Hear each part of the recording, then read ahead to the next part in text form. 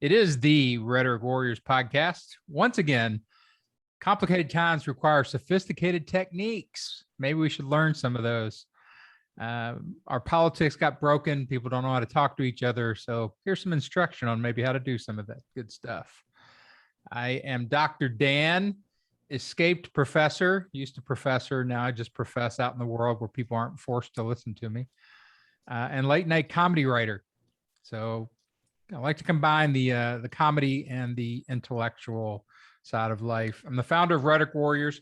You can find me over at Substack and subscribe to various newsletters over there, like Persuasion for Parents. Tired of yelling at your kids? Well, move them around with better words. You're smarter than they are, right? The podcast has three purposes. I talk to comedians about their politics and their careers. That's always fun. I like to convert people who believe things that I think they shouldn't believe. So that's always good. And I glean persuasion advice from persuasion professionals, message professionals, and of course, more rhetoricians on this podcast than any other podcast you're going to hear today. I stand by that claim. Today's another episode of Persuasion Pros, where we're going to learn some cool stuff from a dude who does cool stuff.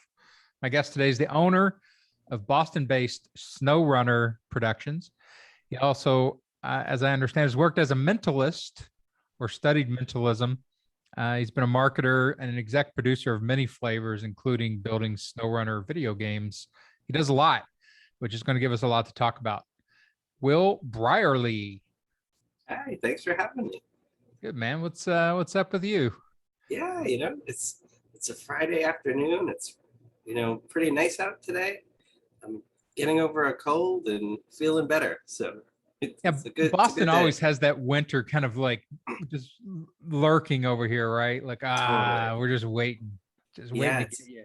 It's like sometimes yesterday it was just gorgeous fall day. It was like kind of warm and everything. And then like tomorrow it'll be like cold or like at nighttime or something.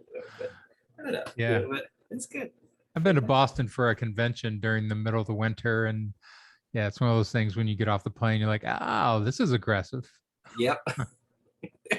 Yeah, it's kind of the vibe, Well, no wonder. Yeah, no wonder the people are kind of interesting there. They've got to be, on their game to survive just the atmosphere. Yeah.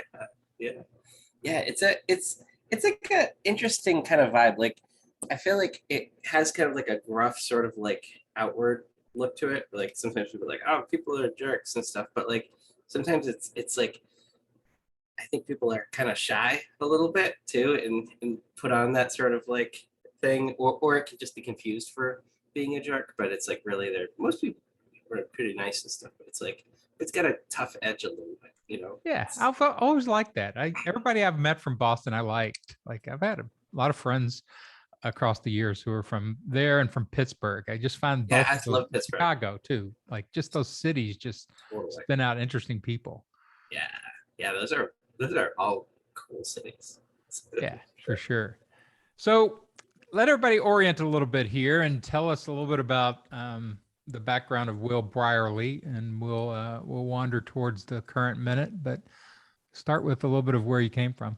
Yeah, so I grew up in Rehoboth, Massachusetts.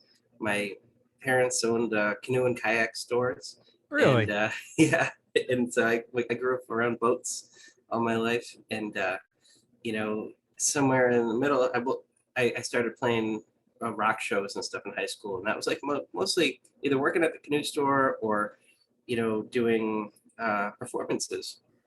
Canoes and rock. Yeah, that's a teenage year. That's pretty good. It's fun. It's like I remember, like my parents would take us to, like, my brother and I played in the band together, and they'd take us to clubs and we'd play 21 plus clubs where they'd kick us out after we played, and my mom had to be there, or dad. Oh, that's awesome. It was fun, and then I went to school for music performance, the music business, and after that toured full-time in rock bands all over the country, and in college I worked a lot as a mentalist, and I did a lot of it out of college too, where I do close-up sleight of hand shows and also Well, let's stay with mentalism shows. rock for just a minute. I'll get to your Yeah. mentalism. I don't like to mix my mentalism and my rock.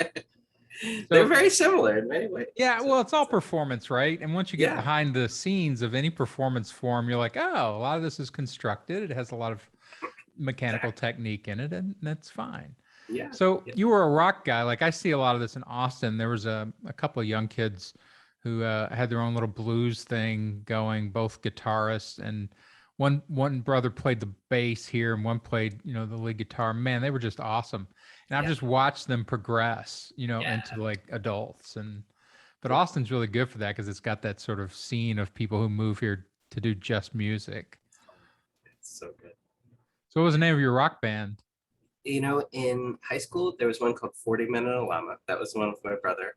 And then, we're kind of like sort of funky, sort of like Mr. Bungle-ish sort of stuff. And then in college, I played mostly in a band where like it was like my songs. So it was called Brierly and the Roller Holsters. And I had a band of wide range of performers, and that was really fun. And then I toured with a band called Jupiter Sunrise, which was on Good MySpace name. Records. And Jupiter yeah, Sunrise. yeah, those guys are awesome. They, that I started out doing road managing for them, and then opening up some shows and stuff. And then I ended up playing in the kind of like backup guitar for a bit. And we were on the road for probably like 2.5 years or so full time, and then basically take little breaks here and there, but we lived on a bus and that was our thing. And then It's a crazy life, man.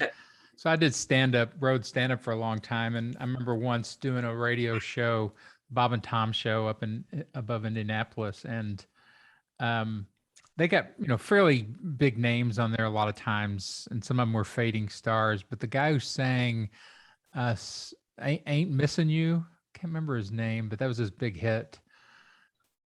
But he had quite a few hits, but he had slept the night before in his van in the parking lot of the radio station. Yep. And still got up to have the, black leather pants and the spiky hair at 7 a.m. And I'm like, dude. It can be rough, like with that tour, it was pretty sweet because like we had like, bus and stuff. I did one tour where actually for a while, I actually bought a stretch limo and lived in that for a while. We did like a few loops around the country with it. It was awesome. And like, that's a great option. Good choice. It was sweet because it's like, slightly more expensive than a van, but like they treat you a zillion times better for some reason, and you can charge a ton more for shows, and it's more comfy, so like no, that is a great producer move right there. You got the instincts. Like either a hearse or a stretch limo, one or the other. We gotta have some Craig driving into the parking lot. Oh, absolutely. I remember I was in like Kansas once and just getting gas and stuff, and like in that tour it was with two other guys, and I'm like getting gas, and this guy stops and he's had like private Massachusetts plates in there. He goes, "Hey, you got John Kerry in that limo?" No, it's just it's very smelly dudes. Yeah, well, I'm sure John Kerry's had his smelly dude days. Exactly. But yeah, so from there, and then the band after that was called Big Nazo, and they're still around. They've been around since like the 80s, and they were like they were the first rock band I ever saw when I was a little kid. And they're kind of like Guar mixed with like if Guar was like an R&B funk band. Like it's like really, but like more like family friendly. But like we do shows with like, P-Funk or the Flaming Lips or Bob Weir, like huge arena stuff. And that's like a sweet deal. Because it's like you that get is to so wear cool. costume. You're used to doing your show for small, working hard at it venues, and then suddenly you get thrown into a big theater full of humans. You're like, oh my God, this is so much better. It's fun. It's like, it's different. It's like the performance side, even when you're on stage in front of a large audience, like it feels like, because I feel like you can only really perceive a certain amount of them at a time. And then the rest is just like a weird wall. If you don't think about it, you're fine. Like it's like if you stop to think about how weird it is what you're doing, and like picture yourself from like the third person, be like, oh, this is, you'll mess up, you know. No, Like, for sure. You're like, these people, why are they like, I'm just like, I'm the same thing as they are. Why are they all so excited? exactly. You know, I actually talking to uh, the the bass player from Aerosmith about this, where I'd be like, what are you thinking about when you're on stage? Like, because I mean, he plays way larger and more shows and everything. And he was saying how he'll just like pick out a few people in the audience and kind of just play for them, and like in different areas of the audience too. So it's kind of like, you know, you can kind of go back to these people and and that way it kind of gives you that feeling of like you're rocking out to like a small party where you can like really go nuts, but like it's gonna kind of come out, you know, to everyone else too. So it's like that's kind of a cool technique. Yeah, that's a great note that to be able to bring that kind of intimacy to that massive audience. I Yeah. think a lot of stand-ups are good at that, especially when they make that first transition from working in clubs for a long time and then Yep. start doing theaters. They still bring that intimacy with them. After a while, it starts to fade and they learn to play just theaters, and you can tell they're not authentically connecting. Yeah. Yeah. But they learn it, most of those guys do decades in the clubs before they do they make it to theaters. So they bring a lot of that with them. Yeah. Yeah. It's cool stuff. Performance is such a interesting, like there's so many, like when we were talking about, you know, just like kind of techniques and stuff, there's little things you pick up over the years where it's like, you know, I mean, they do teach it at Berkeley. Actually, I have his book right there. Livingston Taylor has a great book on performance that, and he teaches at Berkeley. And it's like one of those books I recommend to everyone, even like not in the performance industry, because I feel like most industries, even though they're not considered entertainment, it's like they work on the same rules. So like if you know how to do performance, then you're gonna be way more at an advantage than anyone. Like it's for like raising money for, you know, investors or, you know, marketing, any of that sort of stuff. Yeah, So that's exactly right. I mean, the idea of bringing the construct of formal performance over into everyday life is like a superpower if you do it right. totally, yeah, yeah. It's something I feel like also I wish more people had the access to experiencing too, because there's so many times people are told that like oh, you know, I'm not a performer, or you know, I'm not creative or any of this stuff, and it's like some of those people I think are sometimes the most interesting sort of folks, where it's like sometimes what the folks that get attracted to the entertainment industry are sometimes people who think that they're the most awesome people in the world. And like That's yeah, exactly right.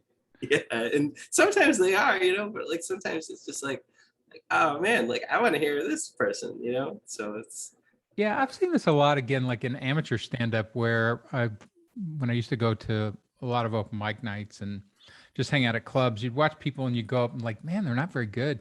And then you would talk to them afterwards and they were really funny, yeah, charismatic, interesting people. And I'm like, you just don't have technique. You just don't know how to totally, perform it on stage, because when you're off stage, you're incredibly engaging. yeah, So like I always want to be like, okay, let's work with you. yeah. It's a good thing to learn. It's, you know, just like, you know, like playing a musical instrument. Like you know, you don't just sit down at a piano for the first time and know what all the notes do, and you know, be able to play anything. It's like, that'd be cool if that was how it worked. But you know, anything, you just gotta work at it. And the thing with, I mean, you know, with comedy or mentalism's a funny one, because you know, say with sleight of hand, I could practice in front of a mirror all day. But like mentalism, a lot of the stuff that I would do, you could only practice in front of an audience.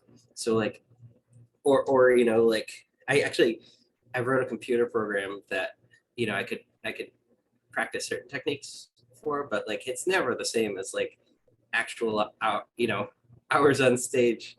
That's when Yeah. it really Well, goes okay. down. Well, let's So do that. Let's go back. So you did rock, and then yeah. talk about your, emergence as a mentalist. How'd you get into that? Yeah, it was in high school, you know, like I started doing sleight of hand shows, and you know, I used to perform a ton, and, you know, basically music and magic and stuff. And yeah, and then you know, I'd say a lot in college. I did a ton of shows there, and then after I was touring with music, I would just book these little magic tours here and there, like do a few shows on the West Coast or wherever, and just because when you tour, it's so interesting. It's like you can just often charge more when you're from out of town and stuff, and it's like it's a different level of perceived value and stuff, and um, it was really nice. Like you do some cool shows in Vegas and go home, and like it's awesome. And so like I love, I do mix of like kind of smaller private kind of high end parties and things, and then you know small theater sort of stuff. And it was fun. I had a bunch of like full shows that I wrote that like I performed those, or and I that computer program I mentioned that was released by like a big magic publisher, and they sold it. And it's crazy though. The guy who owned the company, he got in jail for like stealing a bunch of magicians because he owned like a big magic thing. I think he's still in jail. I don't know, but yeah. So the thing got released, but I never got paid for it.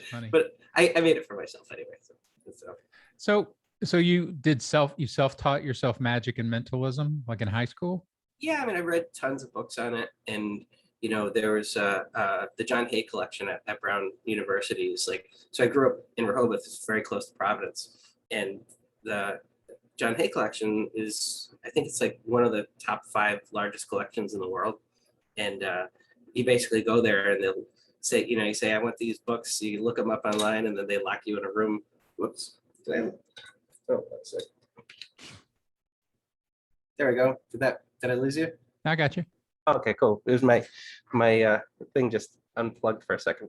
But yeah, the John Hay collection was awesome. Like you could read like, handwritten notebooks from Houdini, and like, as far as, the mentalism side, Corinda and Steve Shaw and, all these like legendary folks and stuff. So it was awesome, just go in there and read tons of stuff. And I watch videos on it too, but like, I think it's really interesting to read this stuff because it actually distorts a little, like you don't get the full picture. You don't get exactly how they did it.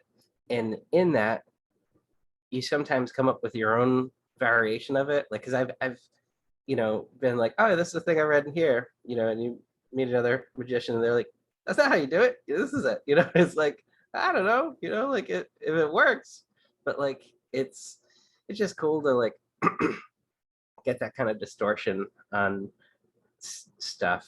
And, videos are cool too, for sure. But like, it's fun to like try and really think about like, what are you trying to do with magic too? Cause it can be, it's one of those things where it can either be someone's favorite thing in the world or like the dorkiest thing also. It's like in the hierarchy of entertainers. Yeah. But it can be incredibly beautiful and wonderful. And I don't know, it's something I love. And I think it's so similar to music though, and comedy in the same way, where it's like, the thing that makes magic work is following these patterns of like, if I look over here, the person's probably going to look at my hand. And those things have been meant to kind of protect us and keep us safe, or whatever kind of function they exist in our bodies for. But we can use them in different ways to kind of, ideally, it's not about tricking the person, but it's about showing them something in a way that makes them feel like this is exciting, that we're alive, like this is, because like a trick is, it's like, whoop, like no one likes that. But like for anyone listening, I just did the thing where you point to someone's chest and they look down and you do that thing. Nobody likes that, but like to really nice pieces of I don't know, magic. It's the same thing with a great song. You get, progressions that have lasted through time, 1, 4, 5, or all these different things, but those little twists in there that you don't see and you don't see coming. Like Beatles songs are a great example of that, where like they're often, very traditional chord changes in there, except for like one or two really weird things. You're like, what are they doing?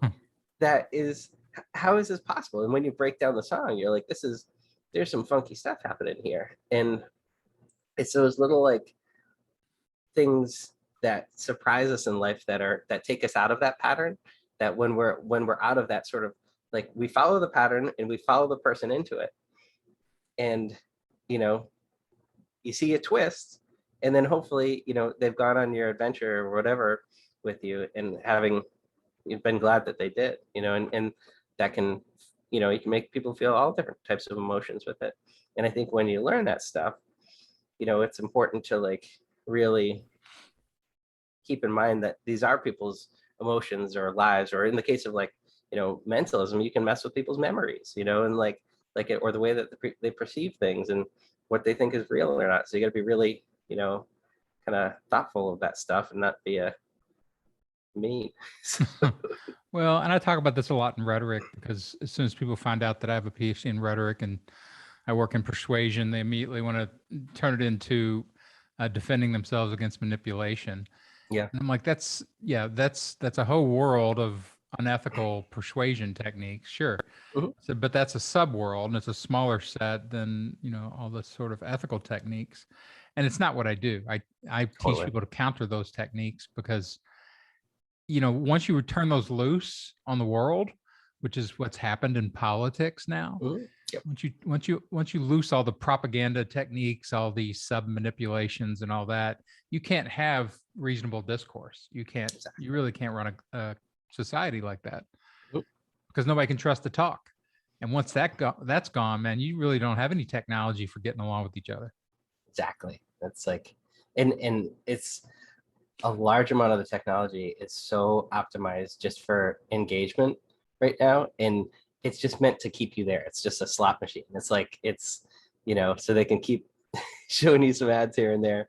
And the more that you do that, if I was a person who really, really wanted to take over, a large, or to be able to control a massive amount of people, or do stuff, like, that's where the trick happens. Basically, it's like if people are just fighting each other and they're just looking at this stuff that's like optimized to make you feel bad, or that you're not good enough, or that, my level of value is associated by these metrics of likes or shares, these things. It's like, in all of those things are, because I've been in conversation, in meetings with people, they're like, we need to, I don't know, to like extract the pain point of this situation and be able to really press that button. I'm like, dude, this is, because and this is like a thing that often happens in, not often, but like sometimes happens in the marketing side of my life, is like people will reach out wanting to do something that like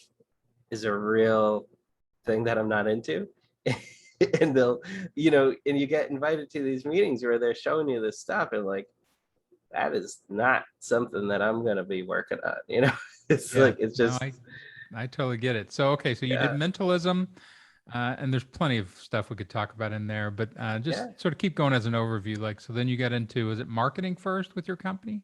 Yeah. So I moved back kind of to the area and started promoting musicians, and just people that I met on the road that I liked. And, it was just like, I saw these artists that were, sometimes doing really well, and then the ones that I wanted to do well weren't doing as good as, sometimes that would happen. So I'm like, let me see what I can do to help the people that, need hand. And I had some artists I worked with get pretty big over that amount of time, and that kind of, then at some point I found out what I was doing is called public relations and stuff. So it was in the early like MySpace days and things, and it was mid MySpace days. But I had one artist that was like #1 on MySpace in the world for like over a year. And we had some Grammys and platinum records and all this stuff, and it was like, and then from there, Who was that? Was it Justin Bieber? Did you handle no, Bieber? no, I wish. But so I worked with the artist named Cassie. So she had a song called "Me and You" that was, it's huge, mega hit, and that was it's written. So that one worked because I worked with Ryan Leslie, who kind of co-wrote the song, um, and he gave me that track, and I'm like, this is really good. And we kind of, that was like a mix of like, I wasn't doing PR on that one. It was more like kind of grassroots sort of street team building and SEO, early social media SEO Sure. type stuff. So and it was cool, and then worked on the Bill Harley record that won a Grammy, and Gaslight Anthem, did all kinds of stuff. And so like, and then from there I had a whole bunch of music performers that were doing some awesome stuff, and then I had a bunch of them run out of money at the same time. And it was like, I need to, because like I can get you in these magazines and do all the stuff, but doesn't mean you're gonna sell records. And they're all wonderful folks, but I just need to kind of diversify my clients. So I started working with small businesses, and then expanded into like larger type companies, to hospitals and government agencies, and all kinds of crazy stuff. And then eventually, I'd say like I don't know, let's see, more we're focused still though, like, because tried a ton of different things, and I think the area that I like the most is definitely like entertainment and tech. And those tend to be the clients that I work with these days, although the past like couple of years I've been drastically taking on less in the PR and marketing world, and uh, just making stuff. So it's like making video games and tech and content and stuff. So it's been and that's been wonderful. I mean, it's like yeah, because that was, so somewhere halfway into the making the PR world, I started making video games. My brother taught me a ton of stuff, and my first video game was a arcade game in arcades, and actually it premiered at South by Southwest. Really? And yeah, it As was many things do. exactly. It wasn't a huge at all financial success. It was, we made less than 10 of them, but it got a small distribution in England, and I did a deal with folks out there, and they made some. And but it was super awesome learning experience, like making something from like not knowing how to make video games at all to like there's a game out there and people are playing it. And and also how are you gonna make these things, and like test it. And even dealing with like I had it in locations where like we had to deal with like organized crime folks who say that if we don't pay them money, they have to like they'll break my machines. Okay. Yeah, sure. Why Stuff not? like that. It's like, and so I took it out of there. But like it was, it, every business has its own weird things and stuff. And but yeah, then started making other games, and uh, and then one of them ended up taking off a bunch more than I expected and stuff. And that's the soda drinker. So it's called Soda Drinker Pro. Yeah, And what is that? I saw that in your bio and I'm like, yeah, soda drinking simulation? How's that a thing? yeah, yeah. I just made it as a joke for myself once, like years ago. And I was just thirsty one morning at like 4 a.m. I'm like thinking about first person shooter games, like, oh, FPS, first person. Oh, I'm gonna make a first person soda game. And then I just like woke up and made the uh, demo of it, and it was just like I basically worked from like 4 or 5 a.m. till around 11 at night, and then I had this silly 5-level thing. It was just for myself, like, because sometimes I just do that. I just wake up and make a weird thing and Right. see what happens. And I didn't plan on doing anything with it. And then I had a show.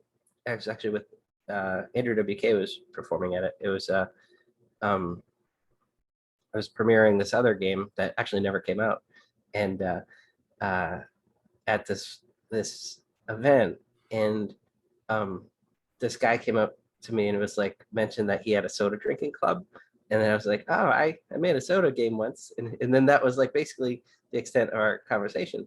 And then like a year later, I get like an email from every email that I've ever had. And it's from the guy that I talked to. And he's like, hey, are you that guy I talked to like for a couple minutes at the soda drinking thing? And I'm like, yeah. He's like, I'm putting together a soda drinking festival. Can you bring your game and talk about it? And I'm like, sure. So like, you know, and it ended up being like a snowy day on like a Friday night. And I was coming from Somerville to Providence where it was, and took like the last train in, and I had it was crazy. I was collecting a ton of desktop computers because I was turning them into arcade games at the time. So I didn't even know which one it was on or if it existed at all. And I went through all of them, and it was the last one that Of course. had it on there.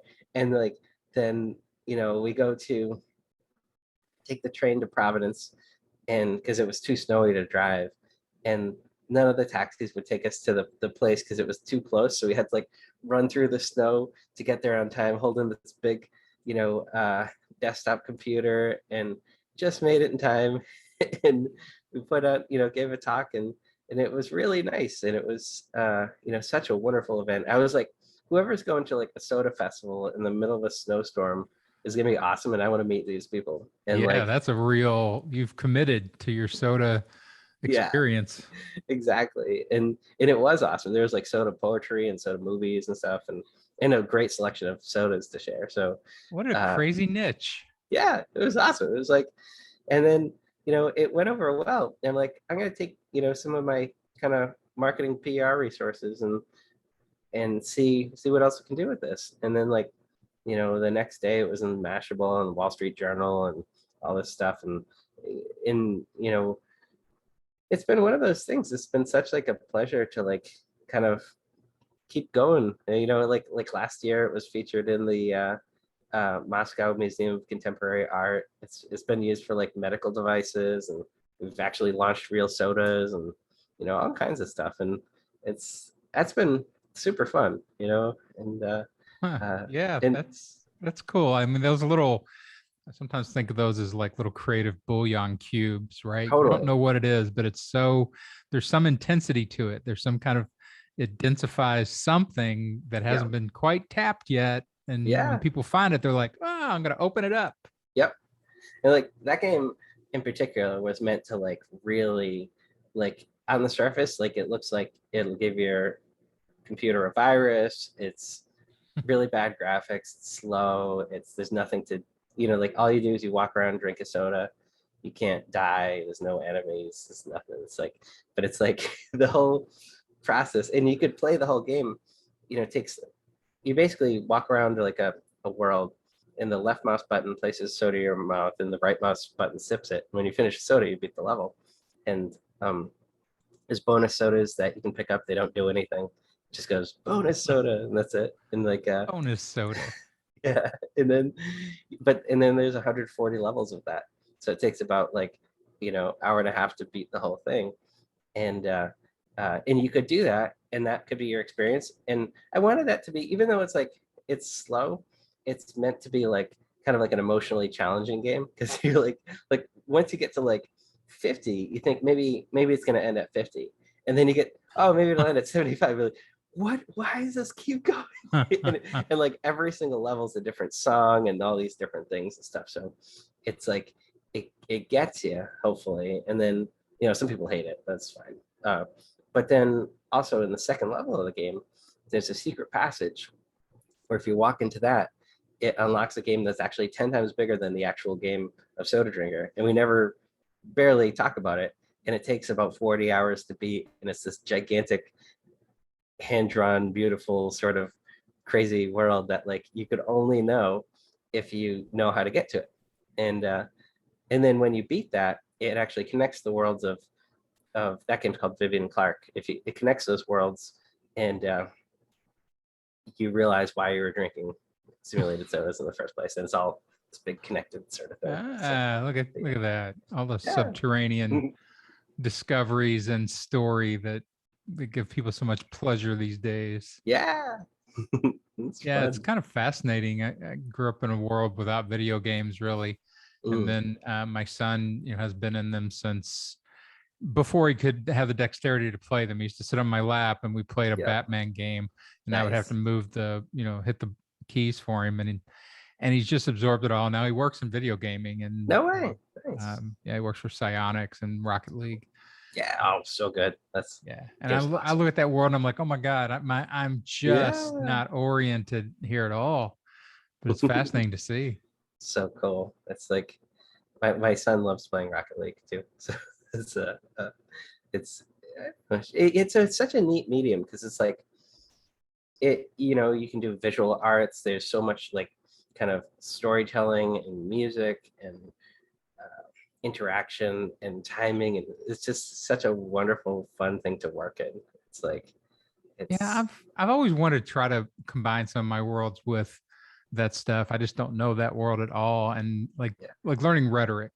Mhm. That's what my whole thing right now is, trying to get people more skilled at this type of talk that's Mm, dominating their world right now. And how do you do that? Or like stand up, like if it's, I teach people how to write stand up, mhm. and what jokes are and the mechanics of jokes. So like if Yeah, you're going through a world and if you did something, you discovered punchlines underneath the rhyme yeah. or whatever, because there's so much pleasure when a punchline is done exactly right. It's Oh such a yeah, reward.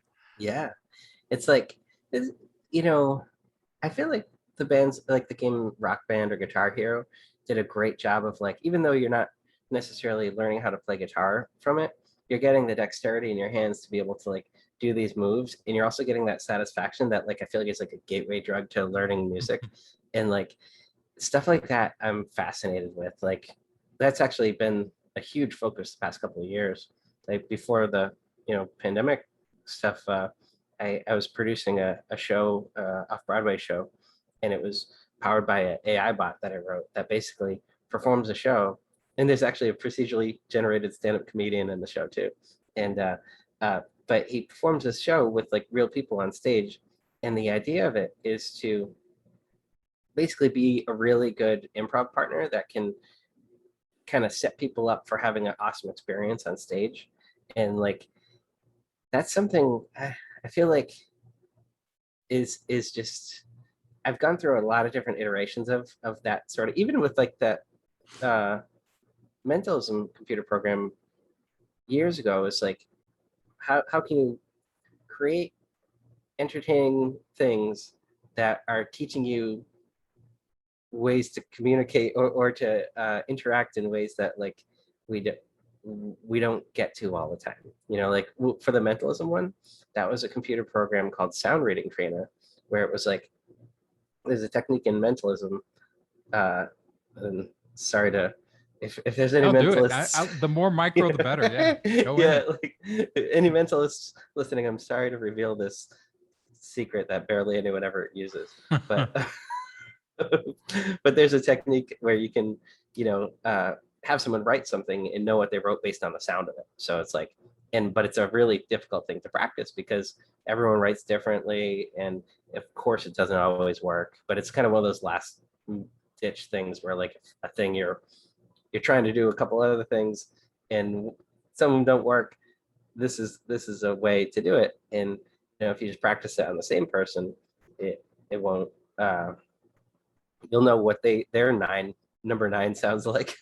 Like, not everyone's. And um so basically that was a program where you could like listen to thousands of different recordings of people writing things and How practice did you it. gather that? I had a whole bunch of friends write stuff, and I recorded it, and Oh, that's it great. was it and it won't like you can't write something with a pen and like really small and know what it is. It's more like for like very specific stage situations where it's like, write this big thing with a marker on a piece of paper, like that's but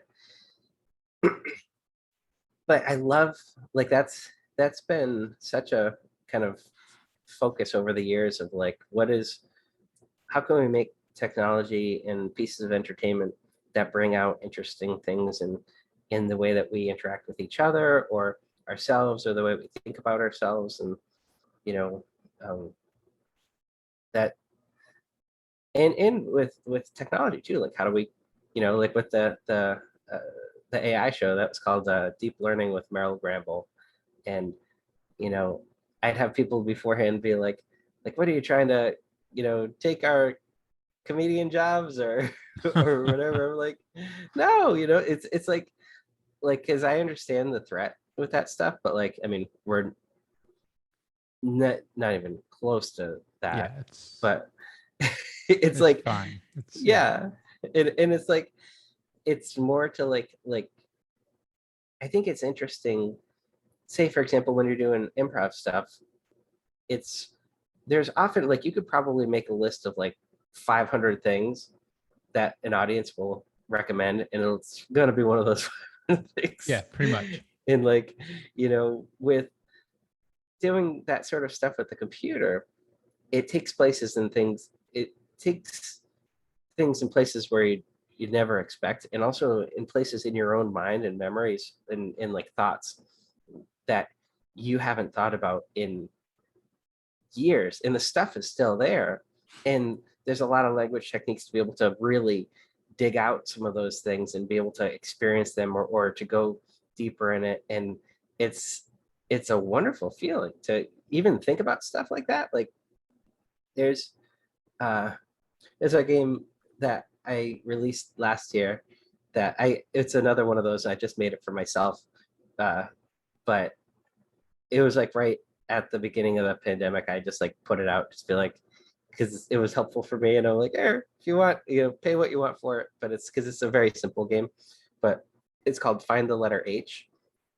And the idea is you have a person looking at you the whole time, and you're going around a pond, and the person is just saying nice stuff here and there. So he's like, I was thinking about what I like about you, and it's your elbows, like, and it's just like, sometimes it's really silly, or like, think about like a nice memory that happened 2 weeks ago. And, like, it'll just like kind of randomly say this stuff, but the character's looking at you and saying it all at the same time.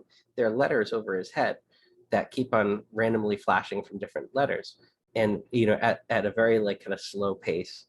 And eventually one of them is an H. And when you see it, you just have to click on it. And, and it starts out with just a few letters, and then it expands out to a whole bunch of them until like the screen's filled with letters, and only one of them. And when you click on the H's, goes like, looks like you found the letter H. Like and that's it's just like super simple. And then you go to the next level, and then if you mess up, it's not like game over. It's like well, looks like that's enough H's for now, and then it like restarts.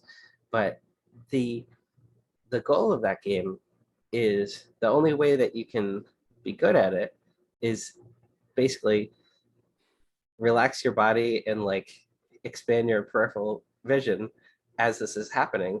And while that's happening, you have a character who's looking directly at you, saying nice stuff, and it's impossible for you not to receive that information. Right. So it's like, I made it for myself to like, and it's been proven, even if it's like a computer program saying nice stuff to you, it still affects your body. Like, it's like, it's like, don't think of a yellow school bus. Like, it's like, you're gonna think about it. And so like, it's it's super interesting, the psyche, like inserting things into psyches. I have a bit about sleep, that I have one line about sleep for years in my show, and then was needing to write very clean corporate material, and so I expanded into like a 20-minute bit. Yep. But the original line was, I hate to wake up to an alarm clock. The first emotion you experience during the day should not be alarm. They literally totally tell you the emotion they're going to do to you. Exactly. And so, it grows and grows and grows. But one of the things is like, if they can create an emotion, why not a better emotion? Yeah. Why not, a compliment clock that just compliments you until you're awake? Totally. Like, oh my God, you sleep so well. Look at you. Roll over so I can get a better look at you. You're gorgeous. I would love that. I would buy that. And just that sense of, how do you put good pellets into psyches? And as a parent, I've done this my Totally. whole life with my kids, because I know the more good pellets and the more variety, like it's not just praise, not like Yep. self-esteem stuff. It's whatever good emotional pellets I can get in their brain that will last. That's just something they can harvest whenever.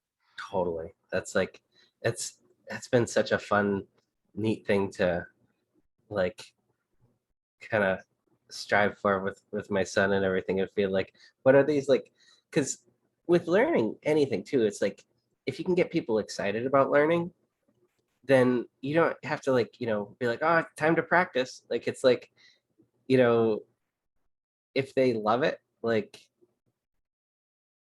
you can do so much more. It's like, it's Yeah, and I don't get this. I mean, we're still fighting this medieval drudgery, the yeah, drudgery of learning, like just yeah. this idea that we need to deliver it in this, pristine, unemotional, it's awful. Oh yeah, I mean, analogy I always think about is like, when I was in fifth grade, I could tell you every single special move, fatality, babality, friendship, every single thing in Mortal Kombat 2 or F3 or any of them, and like be able to rattle it off like with my eyes closed.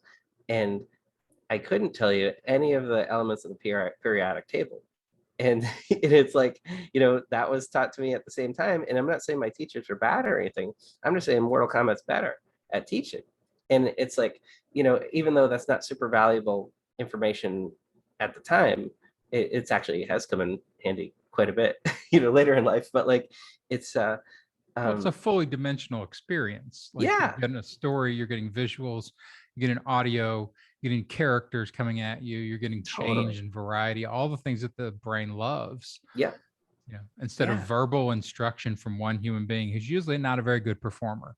totally. And like, the audience is almost often optimized to not be necessarily interested. And then you also have that crowd kind of response too, where like, if the audience isn't digging it, then you're less likely to as well. Or even if you do like it, you might feel weird about liking it, because you're like, wait, am I not supposed to like this stuff? Or like, and I would say, there's a zillion like incredible, wonderful teachers out there too, that like are, like, that is a job that like, you're also, it must be difficult because you're competing against this thing that is like, video games in all entertainment.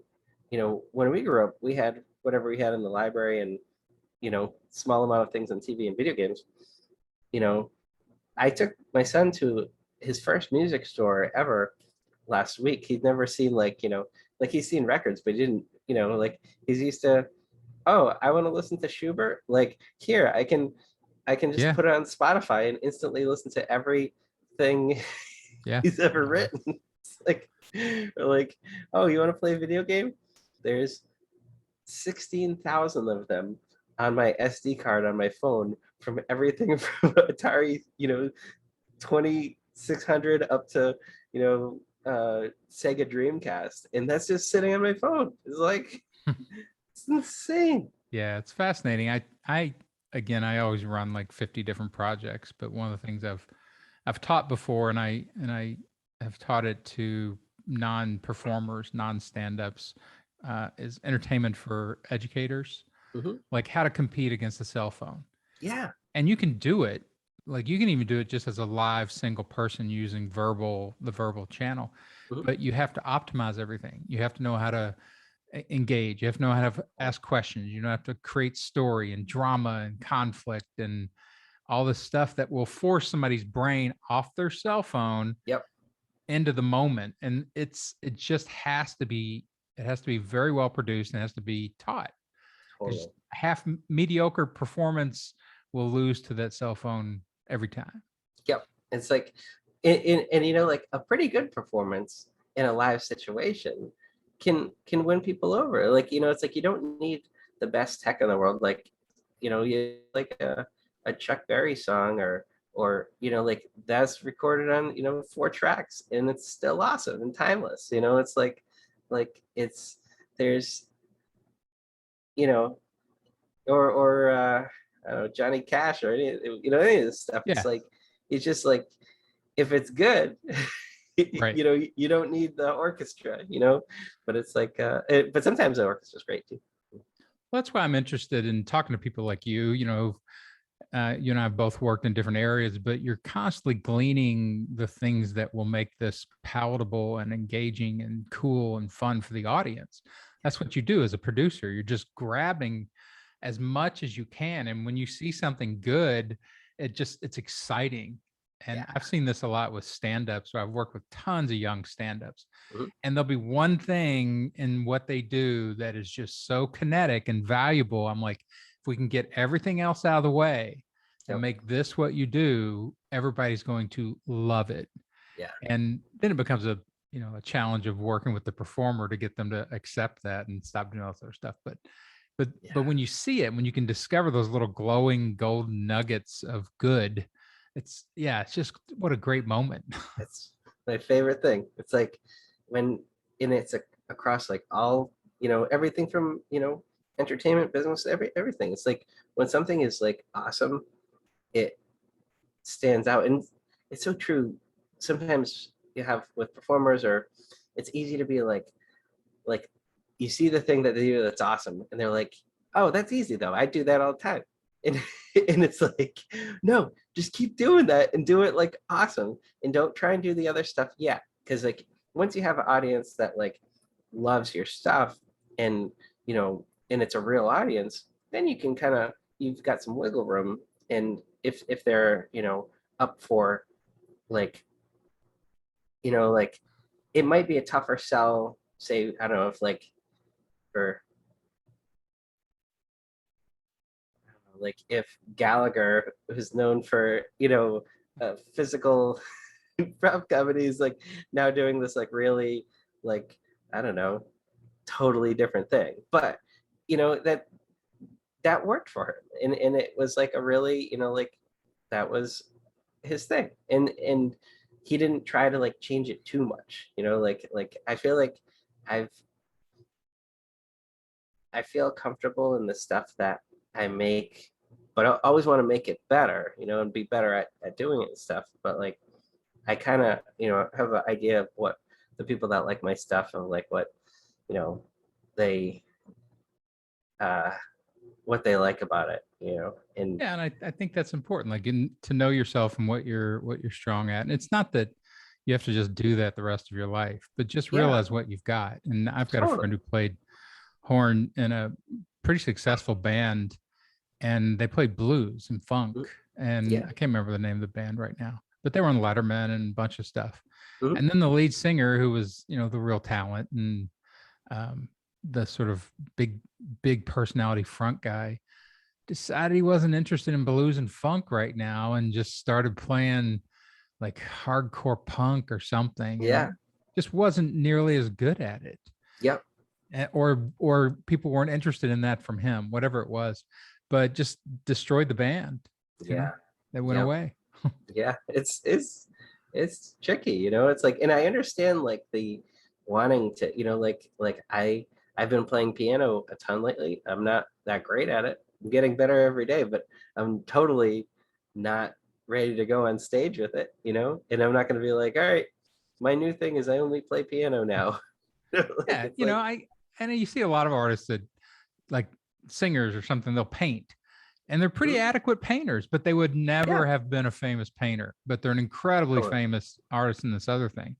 Yep. And my thing is always, do what you do, chase what you love.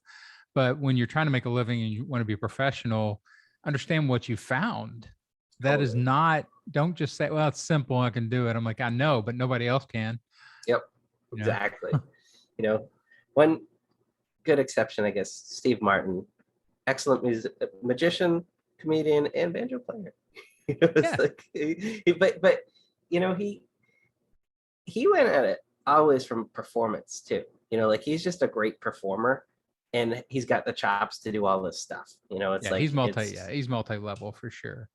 Although I yeah, will say, I wrote a joke once about someday in the future in heaven when stand-up Steve Martin meets filmmaking Steve Martin, stand-up should beat the shit out of the filmmaker, because his films were not nearly as cool and original and unique as stand-up. Yeah. That stand-up, he didn't respect it as Mhm. much, Mm. you know, but that was just really unique shit. Yeah, it's crazy. His book is awesome. I forget the name of it. It's crazy. He actually lived maybe like a mile down the road from where I live in Cambridge. And he was living in E. Cummings's wife's house for a while. Oh, And so really? like I was actually walking by it the other day, like, oh man, that's where Steve, like when he was like, I don't know, like just getting into performance and stuff, and it was cool. Yeah, super interesting guy. It is odd to know a performer for his entire life. Like when you see him hit bad stages, like him and Martin Short, that last Yeah. special they did, I thought was embarrassing. I'm like, dudes, I know you're famous and you can get this stuff on the air, but come on, let's It was work like a little harder.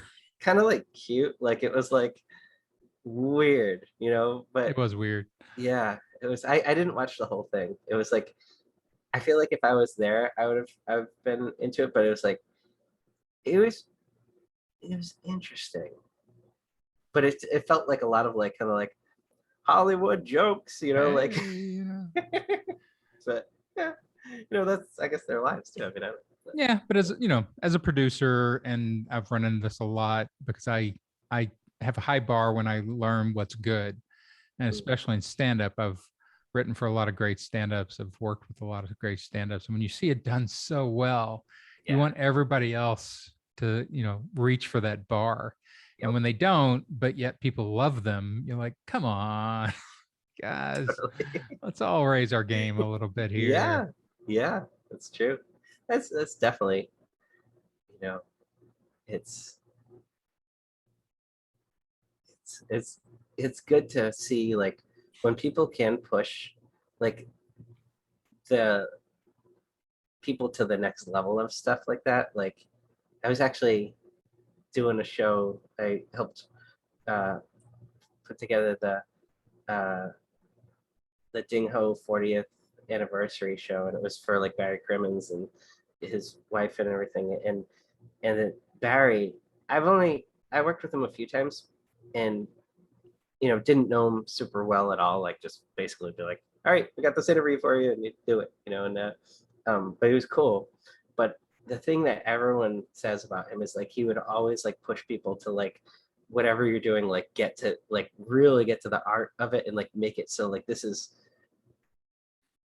everything can always be a little bit better, Yeah, and like yeah, make it like in the amount of people that he influenced and stuff like that, it it's changed so many different huge aspects of comedy to the of like I mean you could say with like like both like Tom Kenny and Bobcat Goldthwait were basically like Barry was like his mentor, or their mentor, and they go to like open mics and stuff, and he'd be running and stuff, and like Tom ends up being SpongeBob, and Bobcat does yeah. all this legendary stuff, and all these other people, when one person in the community that like really pushes people to like be awesome, it's such a special, incredible thing. And Barry's stuff was so crazy good too. It was like that was, Well, we talked a little bit about this before, just that yeah, Boston scene. Like, this is what I miss, I think, about sort of in the 80s stand up. Like, it was a viable financial scene everywhere. Like, even in yeah, the smaller cities, I came from Louisville, mhm, and Louisville never had, I don't think, the depth of interest of some of the bigger cities, but there were 150 people who did stand up in that city, and that yeah, community yielded probably 10 or 15, maybe 20 professional comedians at some yeah, level or another. mm, And so you saw them do interesting stuff. And when you get those communities together creatively, you start playing off of each other. And that's where yeah, suddenly crazy new stuff comes out of it. And you're like, oh, look at that. totally. But It's like, that's something I think America doesn't understand what it gave away when the clubs died out in the cities is like Chicago, Boston, New York. New York still has a scene, but it's not quite the same. It would just bubble up this amazing stand up and creativity, and everybody ends up benefiting from that. oh yeah, it's like so many folks. I mean, just came out of those scenes. And it's like it comes out in like kind of chunks. I feel like there's that like kind of 70s like ding ho scene, and then I'm totally not awesome historian and this stuff, but then you have like kind of the generation that grew up looking up to those folks like I don't know, Bill Burr and like Joe Rogan like used to go to see Jimmy and stuff, or all these like different folks, and then Dave Cross and Gene Merman, and a lot of those actually came out of say for example like John Benjamin and Lauren Bouchard and all those folks came out of the Dr. Katz scene. That was also like a really neat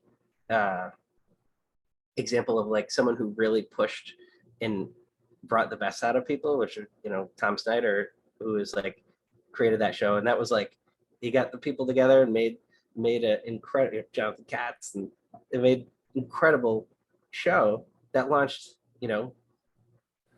Chappelle, everyone was on that's that where show. that's where I met or first heard of Ray Romano. I mean, yeah. I got a crazy Ray story about that actually. So Carl, who was one of the producers of Dr. Katz, was recording Ray for that episode of it, and he like Ray did like a whole bunch of stuff and was reading and stuff and performing it, and Carl realized he didn't press record.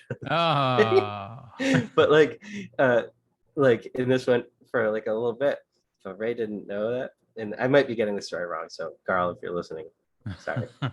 But you told it to me and I'm just remembering it wrong. Yeah, he didn't press record on it, and so Carl was like, "Oh, can we just do those again? I just want to make sure it's good." And so they did the whole thing again, and he didn't know that was the only recording of it. Yeah, that's the way to do it. You don't want to give the comedian the real information. No, it's like, and they so many techniques from making that show. So out of Dr. Katz, Lauren, was making Bob's Burgers and a ton of stuff. Carl made Acid McGee and ton of stuff that Brandon Small out of that show made, home movies and Metalocalypse and all that. And a lot of those original, also had Laura Silverman and Sarah, and came out kind of that. And it was like, that was all the first bunch of episodes were in a kitchen, like maybe, I don't know, not even like a half mile down the street from where I am right now. And they made it, and that's like, it's, and they, sold it to Comedy Central and won an Emmy, and that's like, Yeah, no, it's insane. It's a great show. And and this is a really interesting, weird kind of connection sort of thing that happens with this. And so they ended up moving out of the kitchen, got an office in Watertown, which is maybe, half mile down the street. And that around that corner, that's also where, like around the corner from that building, it's where 50 Cent and Livingston Taylor had an office, their management offices there. And also there's a super famous video game developer that like lives maybe 2 blocks down from there. All these different things that like have existed in this, there's like a Emmy award winning, or no, some huge award winning documentary person like in that same building. They're all there and don't necessarily know that they're all there. And like that's and then later when it moved to another location, which that's how I ended up meeting a bunch of these folks, was I took over the lease at Clambake Animation, and basically that was my office for a long time, and which they made Acid McGee and a ton of shows out of there. Right next door, there's a show on Bravo that's produced it's called I Found the Gown. That was like awesome wedding dress show, if you like wedding dress shows. And and they didn't even know that they're like right next to each other. They're like these two places making like huge, awesome TV shows, and they're like, oh, let's meet Hey, each look at other. that. You know, like, and I just like something I'm just so fascinated with is like, how do we, find these people and connect them? Because when they're all doing incredible stuff and don't necessarily know that like their neighbor is also doing something incredible. Right.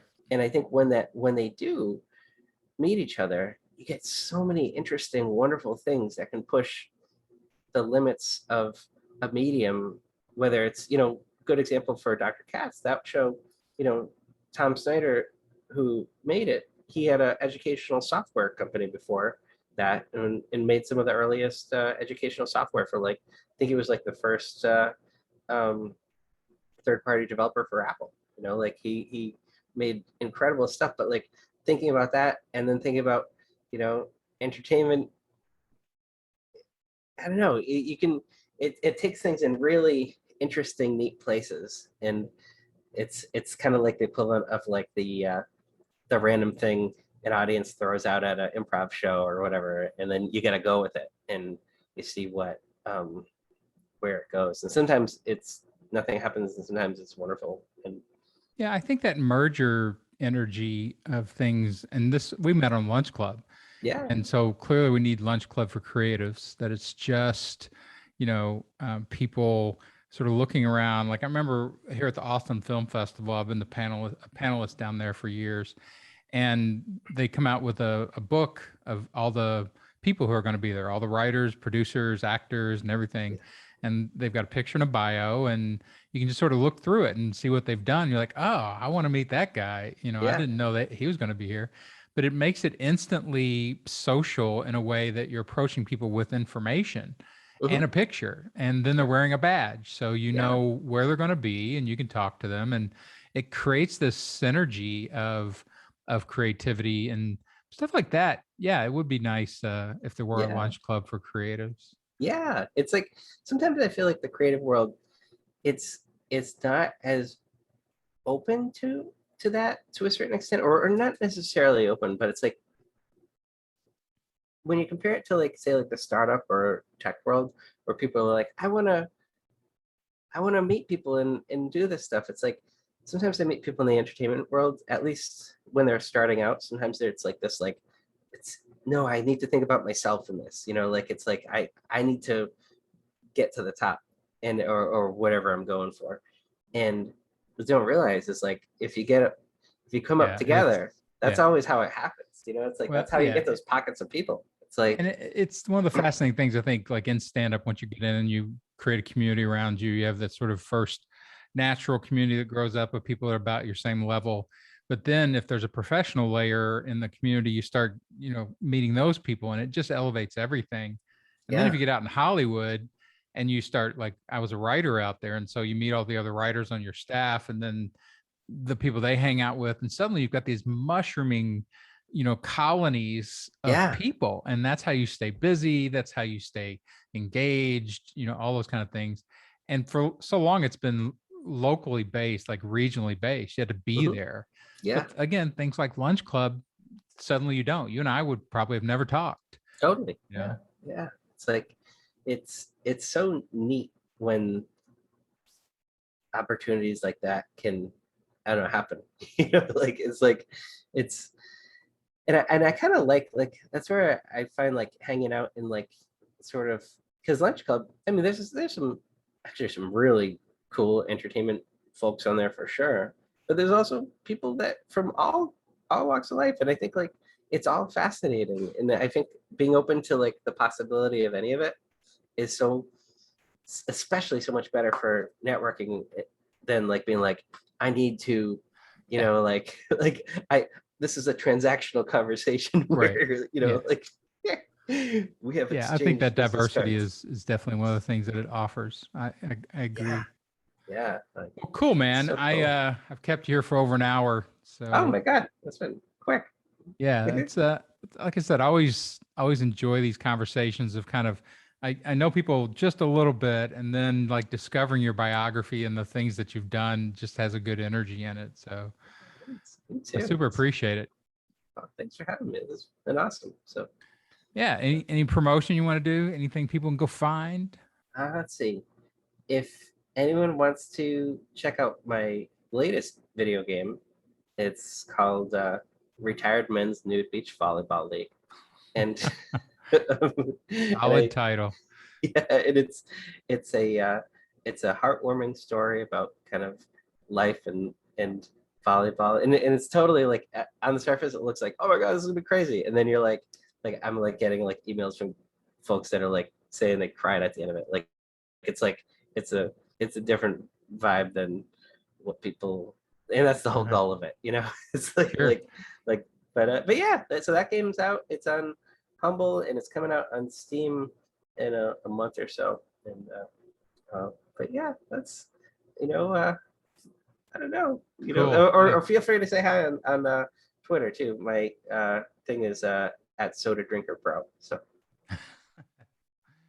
Well, yeah, man. Awesome. This was a super fun episode. So again, I thank you. appreciate you jumping on. Awesome. Well, thanks again. Yeah. Okay, everybody. That has been Will Brierly from Snowrunner Productions out in Boston. Plays games. Reach out and say hi.